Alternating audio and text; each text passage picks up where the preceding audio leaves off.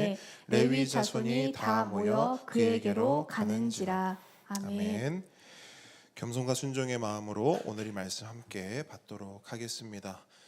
오늘은 금송아지 세 번째 시간입니다. 첫 시간에는 무엇이 금송아지를 만들어내는가에 대해서 우리가 살펴보았습니다. 여러분, 무엇이 금송아지를 만들어낸다고 했죠? 조급함과 교만함, 그죠? 기억하시죠? 우리의 조급함과 우리의 교만함이 오늘날 우리에게도 금송아지를 만들어내는 그런 원동력, 재료가 된다 말씀을 나눴습니다. 그리고 두 번째 시간인 지난주에는 그 금송아지가 초래한 하나님의 진노를 살펴봤어요. 여러분, 이스라엘의 죄는 그냥 단순한 죄가 아니라 굉장히 무거운 죄였습니다. 어느 정도로 무거운 것이냐? 하나님께서는 그 죄로 인하여서, 그 우상 숭배의 죄로 인하여서 한 사람도 남기지 않고 진멸할 것이다 라고 말씀하셨어요. 그런데 그렇게 진노 가운데, 그런 진노 뒤에 하나님의 무엇이 숨겨져 있죠? 은혜가 숨겨져 있었어요. 그래서 하나님께서는 이스라엘 가운데 기회를 주십니다. 어떤 기회를 주냐? 회개의 기회를 주십니다. 그래서 모세를 중보자로 세우시고 그들 가운데로 모세를 내려 보내시죠. 그러니까 마치 예수님께서 하늘로부터, 하늘 보좌로부터 이 땅 가운데 내려오셨듯이 모세도 산 꼭대기에서 내려옵니다. 그게 오늘 본문의 시작이에요. 자, 본문 15절로 16절 한 번 더 같이 읽도록 하겠습니다. 시작. 모세가 돌이켜 산에서 내려오는데 두 증거판이 그의 손에 있고 그 판의 양면 이쪽 저쪽에 글자가 있으니 그 판은 하나님이 만드신 것이요 글자는 하나님이 쓰셔서 판에 새기신 것이더라. 아멘. 자, 모세가 산에서 내려오는데요, 그의 손에는 두 증거판이 들려 있습니다. 이게 뭡니까? 십계명이죠, 그죠? 이 십계명은 하나님의 언약을 상징합니다. 하나님과 이스라엘 백성 사이에 맺었던 약속, 그 언약을 상징하는 거예요. 그래서 쉽게 말하면 이 돌판은 뭐냐? 계약서인 거예요. 계약서. 자, 기억을 떠올려 보세요. 모세가 이스라엘 백성 앞에서 하나님의 모든 말씀과 모든 율례를 선포했습니다. 그러니까 이스라엘 백성이 어떻게 화답하고 어떻게 반응하느냐, 이렇게 해요. 여호와께서 말씀하신 모든 것을 우리가 다 준행하리이다. 기억하시죠? 우리가 다 지키겠습니다.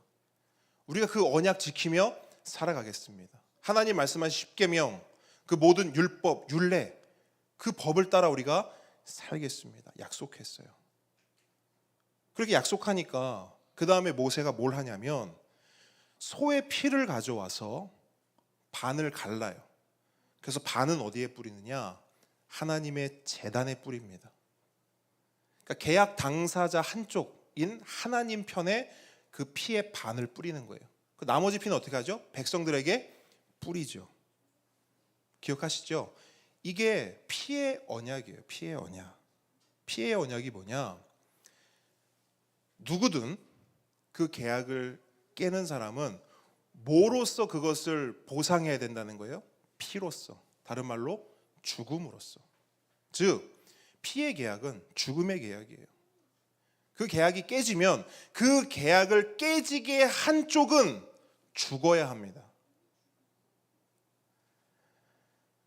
그런데 그 계약이, 그 언약이 어떻게 된 거예요? 이 금송아지 사건을 통해 깨진 거예요. 자, 누구 때문에 깨졌죠? 이스라엘 때문에. 이스라엘이 뭘 했는데요? 우상숭배, 금송아지를 만들었죠. 그래서 모세는 산에서 내려오자마자 가장 먼저 뭘 하느냐? 하나님과 이스라엘 백성 사이에 맺었던 언약이 깨졌음을 공식적으로 선언합니다. 선포해요. 그 선언과 선포가 뭐냐? 보세요. 진에 가까이 이르러 그 송아지와 그 춤추는 것들을 보고 크게 노하여 손에서 그 판들을 산 안으로 던져 깨트리니라.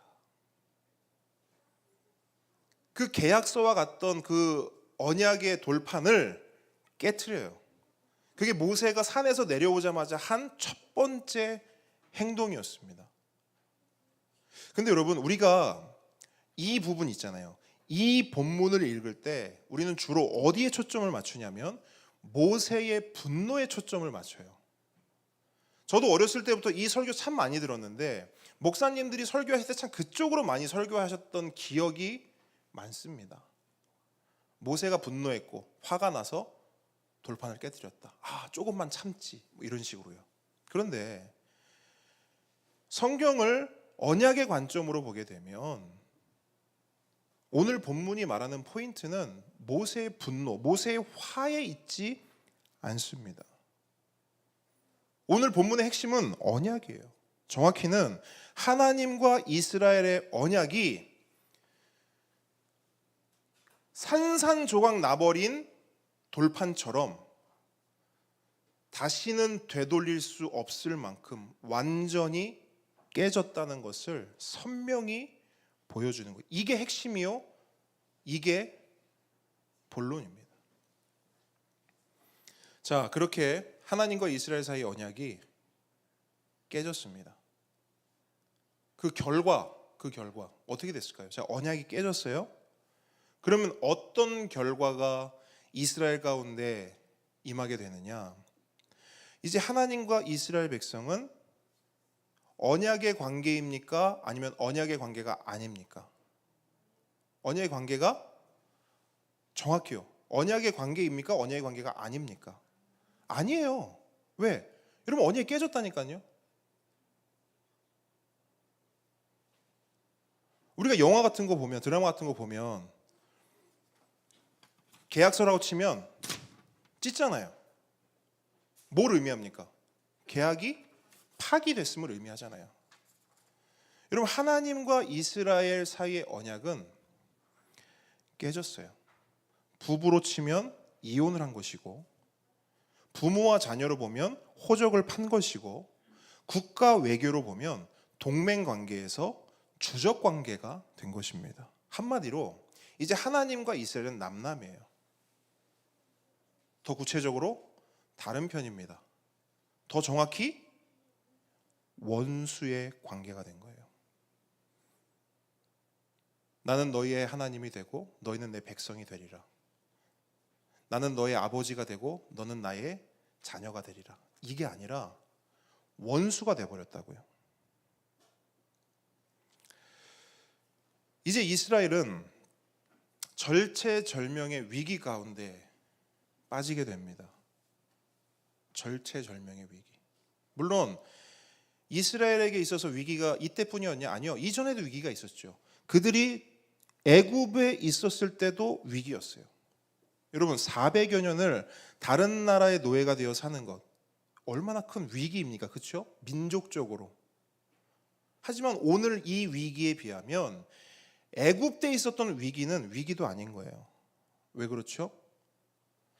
애굽 당시에는 이스라엘이 상대해야 할 적이, 상대편이 기껏해야 애굽이었어요. 물론 기껏해야 애굽이라고 해서 애굽이 약하냐? 아니죠. 애굽은 당대 최고의 권력과 힘과 무력을 가진 나라였죠. 그럼에도 불구하고 왜 기껏 애굽이라 말하느냐? 이제 이스라엘이 상대해야 하고 이스라엘이 맞서야 되는 상대가 누구이기 때문이에요? 하나님이기 때문에 그래요. 이제 무려 하나님과 적대적인 관계가 된 것입니다. 언약의 관계가 깨짐으로써. 여러분, 이것은 오고 가는 모든 인류, 모든 인간들이 마주하는 가장 큰 위기이기도 해요. 물론 우리가 우리의 삶을 살아갈 때 얼마나 많은 위기가 있습니까?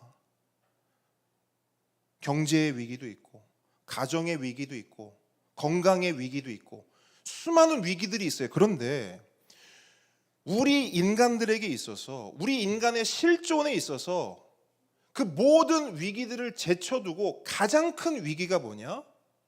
하나님과 대척점에 서는 거예요.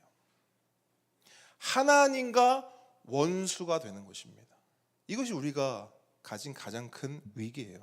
그렇기 때문에 우리 인간이 가장 우선적으로, 가장 본질적으로 해결해야 할 위기는 다른 어떤 위기가 아니라 이 위기입니다. 하나님과 원수된 것, 하나님과 대척점에 선 것.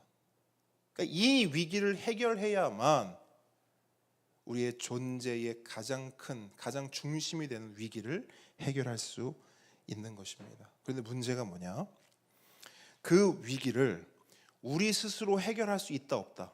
없다라는 거예요. 그게 성경이 우리에게 보여주는 거예요. 모든 인류, 모든 인간에게는 위기가 있는데 그 위기를 인간들 스스로 해결할 수 없다가 성경이 우리에게 말하는 바예요. 그럼 우리에게 그 위기를 벗어나고 극복할 수 있는데 무엇이 필요하냐? 중보자가 필요한 거예요. 중보자가 필요한 거예요. 그래서 오늘 본문에도 보시면요, 언약이 깨졌어요. 이스라엘이 위기 가운데 있습니다. 그것을 위해 모세가 움직여요. 중보자 모세가 이스라엘을 살리기 위해서 움직인다고요. 그러면 모세가 움직이는 하나하나의 행동의 목표는 뭐냐? 이스라엘의 회복인데 그 회복은 무엇으로 가능하냐? 따라합니다. 회개. 돌이켜 회개하는 것. 그러니까 이스라엘을 대하는 모세의 모든 행동의 목표는 딱 하나예요. 이스라엘을 회개시키는 거예요. 그들로 하여금 돌이켜 회개시켜 그들로 하여금 다시금 하나님 편에 설 수 있도록. 모세의 역할이에요. 중보자의 역할입니다. 그것을 위해서 모세가 가장 먼저 하는 것이 뭐냐면 그들의 죄를 고발합니다. 그들의 죄를 고발해요. 여러분, 우리가 어떤 잘못을 했어요. 우리가 어떤 죄를 졌어요. 가장 먼저 할 것은 어떤 죄를 지었는지를 알아야 되는 거예요. 여러분, 회개는 순서가 있잖아요. 무작정 회개할 수 없어요. 무작정 뉘우칠 수 없어요. 내가 어떤 죄를 지었는지, 그 죄가 얼마나 큰지, 그 죄가 나를 얼마나 무너뜨렸는지를 알아야 회개할 수 있는 것입니다. 그래서 모세는 그것을 위해서 이스라엘의 죄를 고발합니다. 그들이 지었던 죄가 얼마나 악한 것인지, 그 우상 숭배가 얼마나 지독한 범죄인지를 낱낱이 파헤치고 있어요. 그게 본문 20절의 내용입니다. 20절 함께 읽습니다. 시작. 모세가 그들이 만든 송아지를 가져다가 불살라 부수어 가루를 만들어 물에 뿌려 이스라엘 자손에게 마시게 하니라. 아멘. 자, 모세가 먼저 하는 일은 금송아지를 불에 던져 태우는 거예요. 그리고 그것을 산산조각 내어 부셔버립니다. 뭘 의미할까요? 모세의 이 행동이 그냥 한 건 아닐 거잖아요, 그죠? 분명한 의미가 있어요. 뭘 의미할까? 이겁니다. 우상이라는 것이 얼마나 헛되고 부질없는 것인지를 보여주는 거예요. 생각해 보세요. 이 금송아지 누가 만들었어요? 사람이 만들었어요. 그렇죠? 그 사람이 만든 금송아지, 그들은 그것을 여호와라 불렀고 신이라 불렀어요. 근데 그 여호와 신을 지금 누가 때려 부수고 있어요? 사람이. 모세는 이걸 보여주고 싶었던 거예요. 사람이 만들어낼 수 있고 사람이 부술 수도 있는 신이 그게 뭔 놈의 신인가 라는 것을 이미지로 이스라엘 가운데 보여주는 거예요. 그러면서 말하죠. 야, 봐라. 이거 아무것도 아니다. 니들이 만들어낸 신을 봐라. 이거 아무것도 아니다. 아무것도 아니다. 그러니까 제발 정신 차려라. 돌이켜 회개해라. 이걸 보여주는 거예요. 자, 그 다음에 모세가 한 일이 또 있어요. 뭘 합니까? 다 때려 부셨어요. 산산조각 냈어요. 근데 그거를 아주 가루를 만들어 버립니다. 가루를 만들어서 물에 뿌린 후에 그 물을 이스라엘로 마시게 해요. 자, 이건 또 뭔 의미일까요? 왜 이렇게 했을까? 먼저 가루를 생각해 보세요. 가루. 왜 성경 본문은 그 가루가 됨을 우리에게 말하고 있을까요? 모세의 마음 같아서는 그 금송아지를 어떻게 했으면 좋을까요? 흔적을 조금 남기는 게 좋겠어요? 흔적도 없이 아예 부수는 게 좋겠어요? 흔적도 없이 하기를 원하겠죠. 모세가요, 그런 마음이 있었을 거라 생각해요. 리더로서 저라도 그래요. 그놈의 거 그냥 완전히 흔적을 없애고 싶었을지도 모르겠어요. 불에 넣었고 산산조각내 때려 부셨고 그것도 성에 앉아서 가루를 만들었어요. 그런데 이 가루는 어찌할 수가 없는 거예요. 무슨 말이냐? 우상을 만들긴 쉬워요. 그리고 우상을 없애는 것도 쉬워 보여요. 하지만 본문이 우리에게 말하는 것은 한 번 만들어진 우상은 잔재가 남는다는 거예요.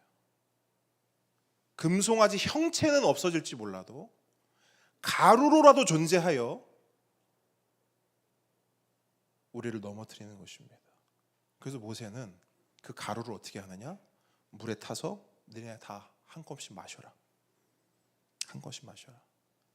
여긴 두 가지 의미가 있다고 생각해요. 첫째, 그렇게 좋아하는 우상 마셔서 네 안에 모셔라. 또 하나, 너희들이 만든 우상 너희들이 책임져야 한다. 책임져야 한다.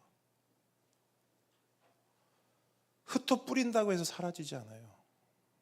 우리가 만든 우상은 결국 잔재로 남아 우리를 끝까지 괴롭힙니다. 이스라엘의 역사를 보세요. 이렇게 했다고 해서 이날 이후로 이스라엘 가운데 모든 우상 숭배가 사라졌더라. 그렇게 되던가요? 역사를 보세요. 이스라엘의 흥망성쇠는 우상이에요. 우상을 버리고 하나님을 따랐을 때 그들은 흥했고요. 하나님을 버리고 우상을 선택했을 때 망했어요. 그 위대한 솔로몬 왕을 보세요. 온 역사 가운데 가장 큰 성공과 가장 큰 권력을 이뤄냈던 모든 부를 취했던 솔로몬이었어요. 하지만 그도 우상 숭배로 망합니다. 여러분, 우리가 만들어낸 우상은 가루로라도 남아서 우리를 잡아 끕니다. 결국 모세는 그 금송아지 가루를 이스라엘 백성에게 먹임으로 앞으로 이스라엘 역사 가운데 펼쳐질 것들을 예견해요.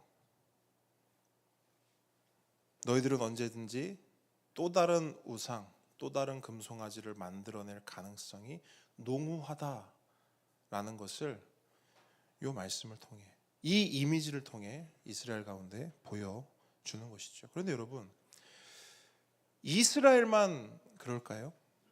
그렇지 않죠. 우리도 똑같죠. 오죽하면 존 칼빈은 이렇게 말했어요. 따라합니다. 인간의 마음은 우상을 제조하는 공장이다. 인간을요, 우상 제조 공장이라고 표현해요.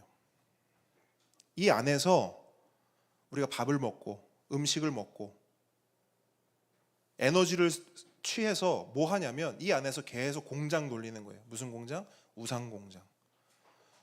우상을 만들어내요. 계속 만들어내요. 얼마나 다양하고 멋진 우상을 만들어내는지 모릅니다. 온갖 것들을 다 우상 삼아요. 조금만 한눈 팔면, 조금만 마음 놓으면 이 안에서는 우리가 시키지도 않았고 가동 버튼을 누르지도 않았는데 계속해서 만들어내는 거예요, 우상을. 그리고 우리는 그 우상을 그냥 만들어낼 뿐 아니라 그 우상을 만들어서 그 우상을 하나님보다 더 사랑하고 그 우상을 하나님보다 더 우선순위에 두며 살아갑니다. 그래서 여러분, 이스라엘만 위기가 아니에요. 오늘 본문을 통해 우리가 깨달아야 할 것은 우리에게도 동일한 위기가 있다라는 거예요. 그래서 모세는 이스라엘에게, 그리고 오늘날 우리에게 오늘 이 본문을 통해 동일한 메시지를 선포합니다. 따라합니다. 돌이켜 회개하라. 그 메시지를 우리가 받아야 되는 거예요, 오늘. 자, 모세의 메시지는 방금 말씀드렸던 대로, 방금 고백했던 대로 돌이켜 회개하라예요. 그리고 그들의 죄를 고발했어요. 너희들의 죄가 이렇다. 우상숭배의 죄가 이렇게 악하고 독하고 지독하다. 그렇게 고발한 후에 이제 모세는 뭘 하느냐? 가장 먼저 아론을 찾아갑니다. 아론. 자, 왜 아론을 먼저 찾아갔는가? 일의 전후 사정을 듣기 위해서? 구체적인 상황을 파악하기 위해서? 아니죠. 여러분, 모세가 이 일어난 일련의 사건과 상황들을 알았을까요? 몰랐을까요? 알았죠. 알았죠. 왜? 하나님이 이미 산 위에 있을 때 모세에게 다 설명해 줬잖아요. 알려줬어요. 충분히 모세는 알았을 거라 생각합니다. 그런데 모세는 굳이 아론을 찾아가 묻습니다. 21절 함께 읽습니다. 시작. 이 백성이 당신에게 어떻게 하였기에 당신이 그들을 큰 죄에 빠지게 하였느냐? 자, 상황을 물어보고 있단 말이에요. 아론 형님, 도대체 무슨 일이 있었던 겁니까? 자, 모세는 알고 있는데 이 얘기를 왜 꺼낼까요? 이것은 아론에게 기회를 준 거예요. 어떤 기회? 돌이켜 회개할 기회를 준 겁니다. 근데 왜 아론이에요? 아론이 뭐였기 때문에? 리더였기 때문에. 아론이 리더였기 때문에. 자, 모세가 자리를 비웠어요. 모세가 자리를 비웠을 때는 리더 대행이었어요. 누가? 아론이. 그러면 가장 큰 책임이 어디에 있는 거예요? 아론에게. 그러면 가장 먼저 가장 크게 회개할 사람 누구예요? 아론이죠. 그래서 모세는 지금 아론에게 그 기회를 주는 거예요. 가장 먼저 가장 제대로 회개할 기회를.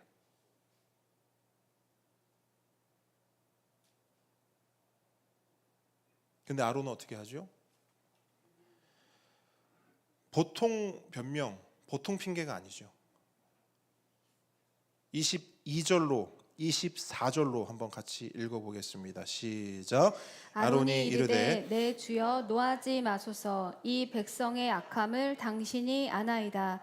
그들이 내게 말하기를 우리를 위하여 우리를 인도할 신을 만들라. 이 모세 곧 우리를 애굽 땅에서 인도하여 낸 사람은 어찌 되었는지 알 수 없노라 하기에 내가 그들에게 이르기를 금이 있는 자는 빼내라 한즉 그들이 그것을 내게로 가져왔기로 내가 불에 던졌더니 이 송아지가 나왔나이다. 아멘. 그냥 황당함 그 자체죠, 그죠? 황당함 그 자체입니다. 그러니까 이걸 보면서 우리가 알 수 있는 건 기본적으로 이때 당시에 아론은 첫째, 죄에 대한 민감성이 있었어요, 없었어요? 없어요. 죄에 대한 민감성이 없어요. 민감성뿐만 아니라 뭐가 죄인지, 똥이 뭔지 된장이 뭔지 구분을 못하는 그런 지경이었어요. 더욱이 죄에 대한 민감성도 없다 보니 회개에 대한 감각도 당연히 없죠. 아까 말씀드렸죠. 회개에는 순서가 있다고요. 죄를 알아야 회개가 있는 거예요. 회개하고 죄를 깨닫는다? 그럴 수 없어요. 진심으로 진정으로 죄를 깨달아야, 인정해야 진짜 회개가 나오는 거예요. 근데 이미 시작부터가 아론은 뭘 잘못했는지를 몰라요. 그러니까 회개를 하는 게 아니라 변명을 하고 있는 거예요. 여러분, 회개와 변명은 같습니까? 달라요. 어느 정도 일치하는 부분이 있기는 해요. 하지만 본질적으로 회개와 변명은 다릅니다.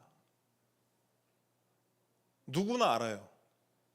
아마 우리 보배들한테 물어봐도 지금 이 아저씨가 잘못을 진짜 인정하고 잘못했다고 하는 거야? 아니면 그 잘못을 회피하고 내가 안 했어요 라고 하는 거야? 라면 보배들도 다 알걸요. 아론은 지금 빼도 막도 못하고 변명하고 있습니다. 그리고 그의 변명은 크게 한 가지 양상을 띠는데 그게 바로 남 탓이에요. 그의 변명, 이 긴 문장 안에 한 단어로 추려지는 게 있으면 그게 바로 남 탓입니다. 자, 22절 보세요. 22절에서는 누구를 탓하고 있습니까? 백성 탓하고 있어요. 이 백성의 악함을 당신이 아나이다. 자기 잘못 없다는 거예요. 전적으로 이 일이 일어난 이유는 이 악한 이스라엘 때문에 그런 거지 나 때문 아니라는 겁니다. 자, 23절도 보세요. 자, 여기서 누구 탓하고 있어요? 23절 읽어보시고 한번 추론해 보세요. 모세만 뉘앙스를 한번 잘 읽어보세요. 그렇죠. 이게 진짜 웃긴 거예요. 그러니까 이스라엘 백성이 이렇게 말하던데요 라고 말하면서 지금 돌려가기로 누굴 탓하는 거냐면 모세를 탓하고 있고요. 더 나아가서 하나님까지도 탓하고 있는 거예요.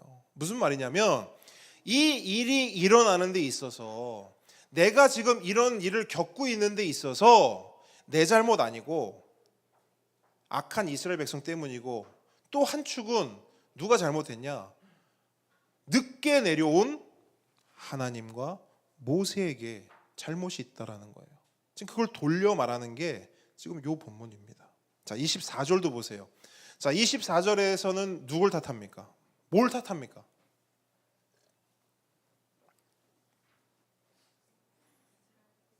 이스라엘 백성.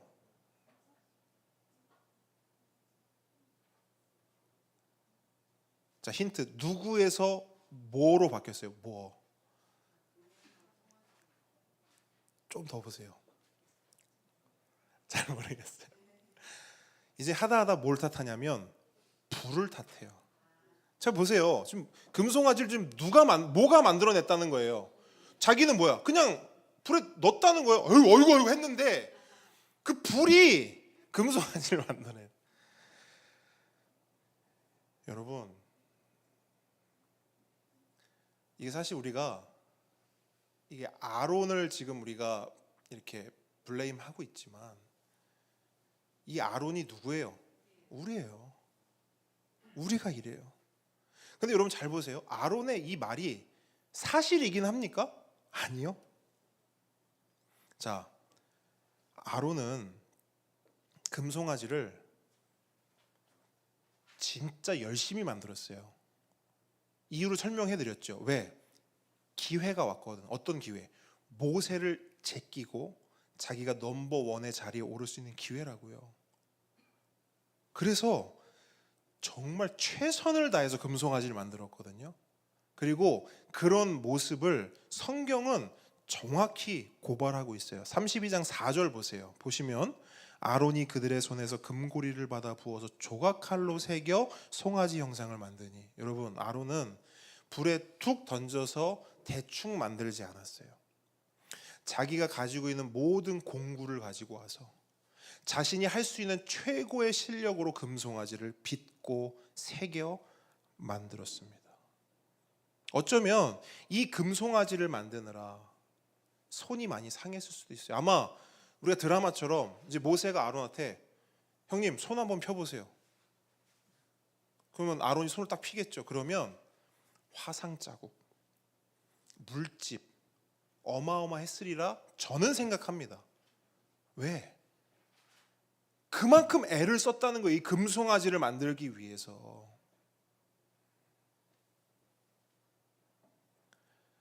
여러분, 지금 아론의 이 말을 모세가 듣고 있죠.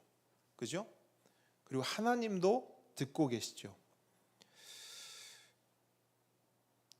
이 본문의 전후 맥락을 보시면 재밌는 그 상황이 연출되거든요. 그러니까 저는 그렇게 이 내용을 보는데, 아론이 이렇게 변명이든 핑계든 이유든 말했잖아요. 그러면 모세가 뭘 해야 돼요? 대꾸를 해야 되잖아요.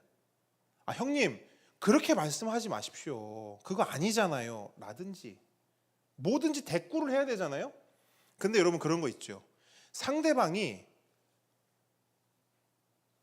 되도 않는 말을 해. 그러면 어떻게 합니까? 말을 안 하죠. 그거에 대한 이 말에 대한 평가 자체가 없어요. 왜? 되도 않는 핑계요 변명이기 때문에. 여러분, 모세가 알잖아요. 모세는 알았다고요. 아론이 뭘 했는지.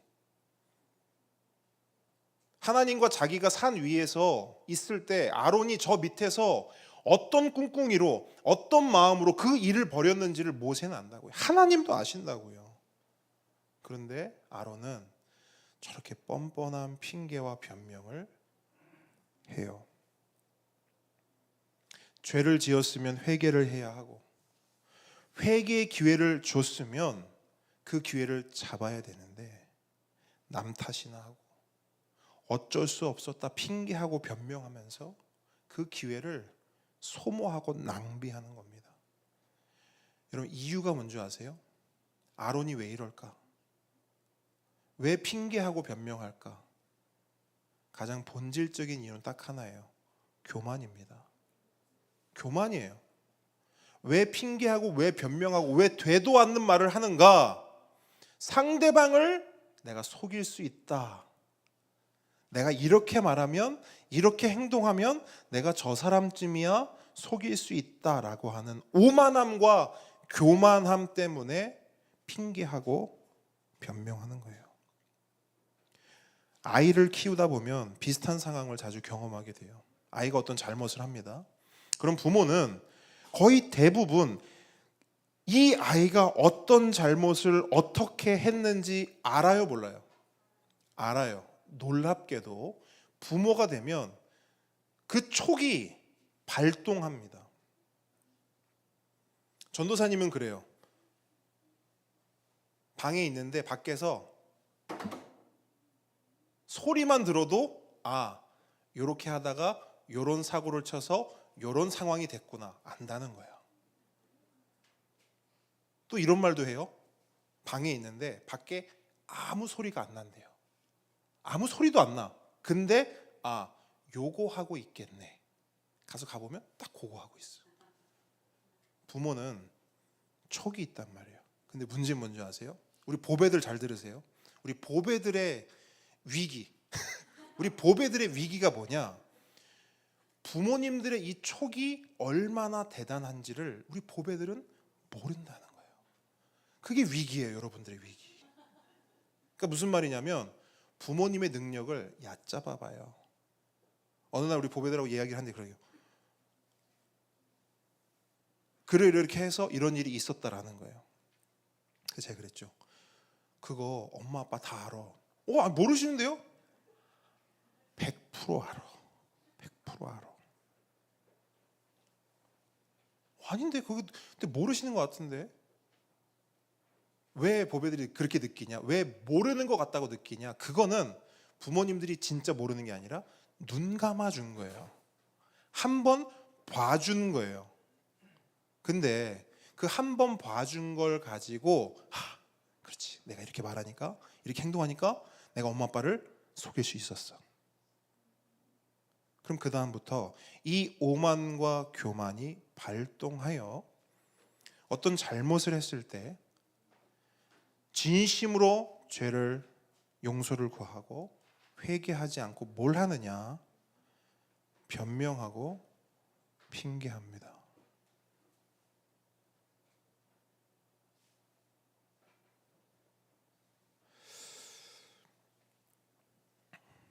근데 여러분,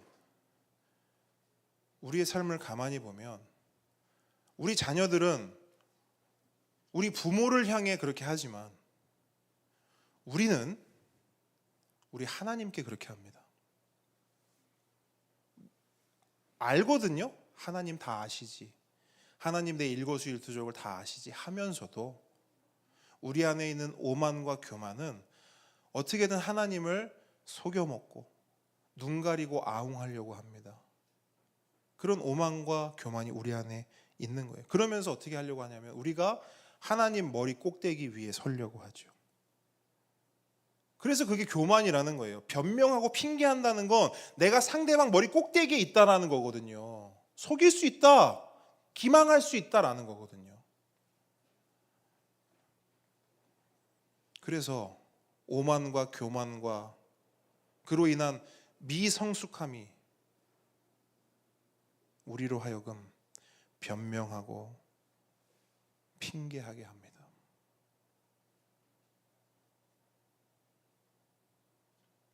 그래서 우리가 교만을 버려야 되는 거예요. 우리가 겸손을 붙잡아야 하는 거예요. 우리가 미성숙에서 성숙으로 나아가야 하는 것입니다. 여러분, 겸손한 사람은요, 성숙한 사람은요, 절대 놓치지 않는 게 있어요. 뭐냐? 회개의 기회가 주어졌을 때 그 기회를 절대 놓치지 않습니다. 절대 놓치지 않아요. 그 기회를 놓치지 않고 진심 어린 회개와 돌이킴으로 그 회개의 기회를 잡아요. 여러분, 성숙과 미성숙의 차이는 실수를 하냐 안 하냐, 죄를 짓냐 안 짓냐가 아니에요. 우린 다 실수해요. 우린 다 죄를 지어요. 그러면 어디서 성숙과 미성숙이 갈리냐? 그 죄를, 그 실수를 어떻게 다루냐가 성숙과 미성숙의 차이예요. 성숙한 사람은 그 죄를 진심으로 뉘우치고 회개합니다. 하지만 미성숙한 사람은 그 죄를 변명과 핑계와 남 탓으로 그냥 살짝 덮어둬요. 구약을 보세요. 다윗 왕 죄 졌어요, 안 졌어요? 졌어요. 하지만 다윗은 회개의 기회를 놓치지 않아요. 맞습니까? 사울 왕 죄 졌어요, 안 졌어요? 그는 기회를 어떻게 하죠? 놓쳐요. 신약으로 옵니다. 베드로 죄 졌어요, 안 졌어요? 졌어요. 그러나 그는 회개의 기회를 잡습니다. 유다는요, 졌지만 놓쳐요.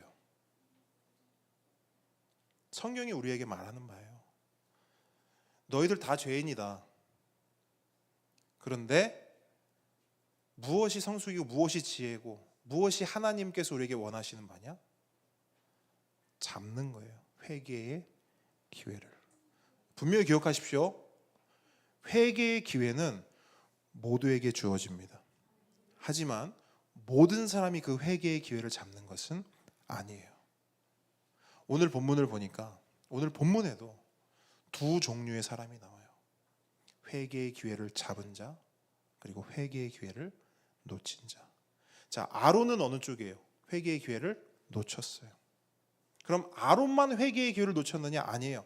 25절 보니까요, 회개의 기회를 놓친 사람들이 또 있어요. 25절 함께 읽습니다. 시작.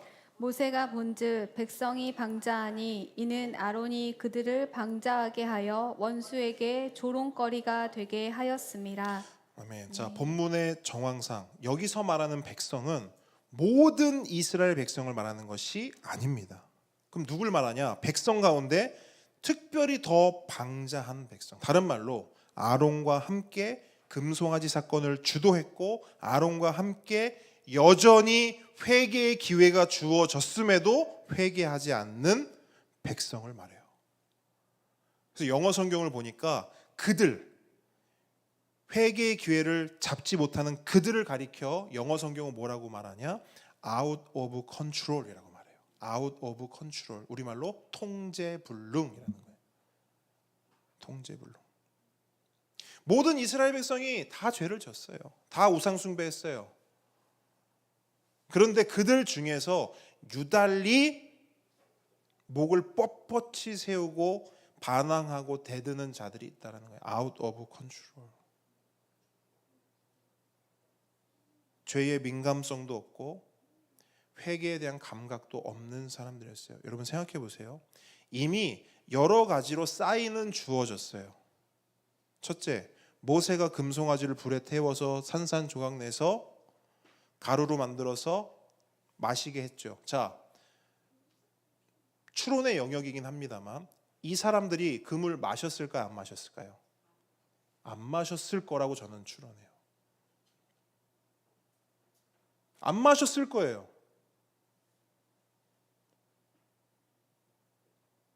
여러분들 생각해 보세요.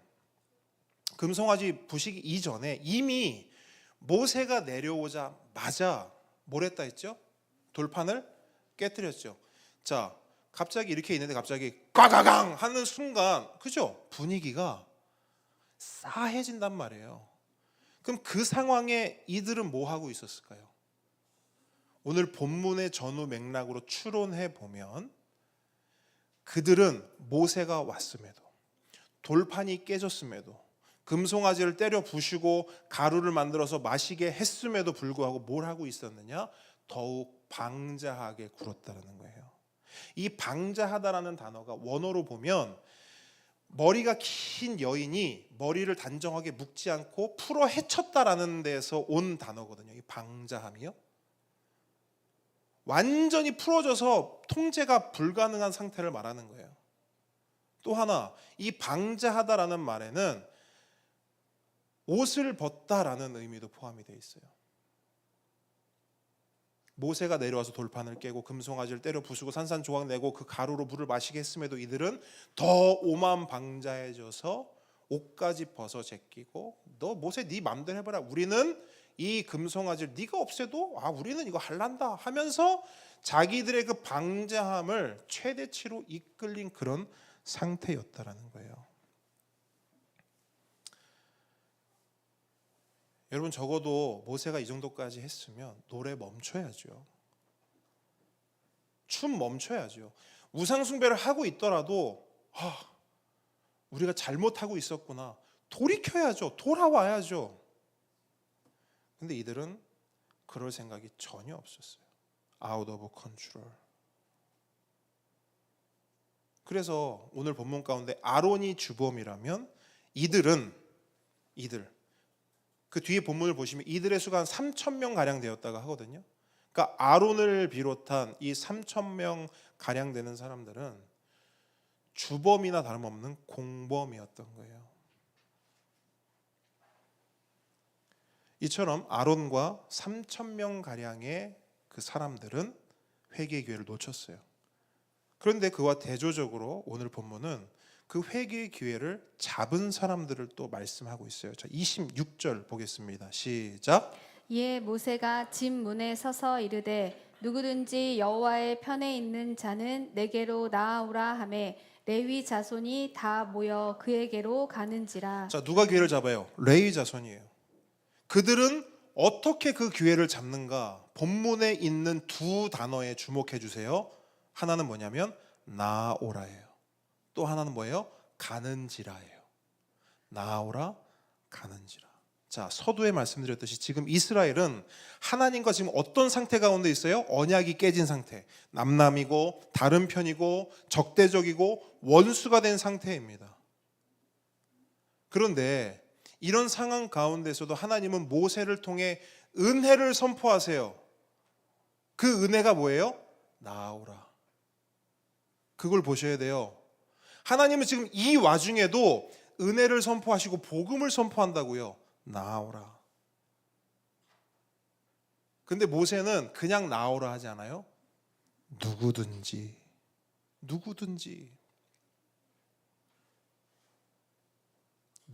나아오라는 거예요. 모든 사람에게 회개의 기회가 주어진다라는 거예요. 그럼 그 기회를 어떻게 잡느냐? 26절 보시면 나아오라 하매 그에게로 가는지라. 여러분, 이게 회개의 첫걸음입니다. 하나님이 나오라 했을 때 하나님께 나아가는 것이 회개의 첫걸음이에요. 근데 여러분, 이게 쉬운 것 같죠? 이거 결코 쉽지 않습니다. 어쩌면 우리 인간이 가장 못하는 것 중에 하나예요. 왜 그런지 아세요? 우리 인간은 어떤 잘못을 하고 어떤 죄를 지으면 본능적으로 뭘 하냐면 숨어요. 첫사람 아담 때부터 그랬어요. 에덴 동산에서 처음 죄를 짓고 하나님이 찾으십니다. 아담아 어디 있니? 다른 말로 아담아 나아오라. 아담아 어디 있니? 이 말은 아담아 괜찮아 나와. 그때 아담 어떻게 하죠? 숨어요. 이게 너희들 인간이다 라고 보여주는 것이 성경이에요. 그렇기 때문에 하나님께서 나아오라 했을 때 하나님께 나아가는 것, 그것은 우리 인간의 영역이 아닙니다. 하나님의 영역이에요. 다른 말로 하나님이 은혜 주셔야 나아갈 수 있는 거예요. 하나님께서 부르시는 것만 은혜가 아니라 그 부르심에 반응하는 것 또한 하나님의 은혜인 줄 믿으시기 바랍니다. 그래서 하나님께서 회개의 기회를 주시는 것도 은혜요, 그 회개의 기회를 붙잡고 회개하는 것도 하나님의 은혜입니다. 절대 내가 하는 게 아니에요. 내 힘으로, 내 의지로, 내 신앙으로 하는 것이 아닙니다. 하나님께서 부르시고 이끄시고 나아갈 수 있는 믿음과 회개할 수 있는 담대함을 주셔야만 우리는 나아갈 수도 있고 회개할 수도 있는 것입니다. 그러므로 오늘 이 본문 후반절의 핵심은, 야, 레위 자손 대단한데? 레위 자손 믿음이 대단한데? 우리도 레위 자손처럼 이렇게 믿자. 이게 포인트가 아니에요, 여러분. 이게 포인트가 아니에요. 하나님의 은혜가 레위 자손 가운데 임했다라는 것을 오늘 본문이 우리에게 보여주는 것입니다. 말씀을 정리합니다. 우리 인생에 있어서 가장 큰 위기는 하나님과 다른 편에 서는 것입니다. 하나님과 적이 되고 원수가 되는 거예요. 근데 무엇이 그렇게 우리를 만드느냐? 죄가 그렇게 만들어요. 죄는 우리를 하나님과 적이 되게 하고 원수가 되게 합니다. 그러므로 우리는 죄를 지었을 때 어떻게 해야 되는가? 아론처럼 하면 될까요? 아니죠. 그렇게 하지 말라고 보여주고 있어요. 3,000명처럼 하면 될까요? 그렇게 절대 하지 말라고 성경은 말씀합니다. 우리가 해야 할 것은 오직 은혜를 구하는 거예요. 하나님, 은혜 주십시오. 중보자의 은혜를 주십시오. 그 중보자의 은혜를 통해, 우리로 치면 예수 그리스도의 은혜를 통해 하나님 우리에게 나아오라 하실 때 우리가 나아갈 수 있도록, 담대히 나아갈 수 있도록 하나님 우리에게 은혜 주십시오. 여러분, 그렇게 나아갈 때 하나님 약속하십니다. 우리 주님은 미쁘시고 의로우사, 우리가 자백하고 회개하면 우리의 모든 죄를 사하시고 우리를 모든 불의에서 깨끗하게 하실 것이라. 이것이 성경이 우리에게 주는 약속이요 복음입니다. 여러분, 이 약속을 붙잡고 나아가는, 살아가는 모두 함께 걷는 성도들 되시길 우리 주님의 이름으로 축복합니다. 함께 찬양하겠습니다.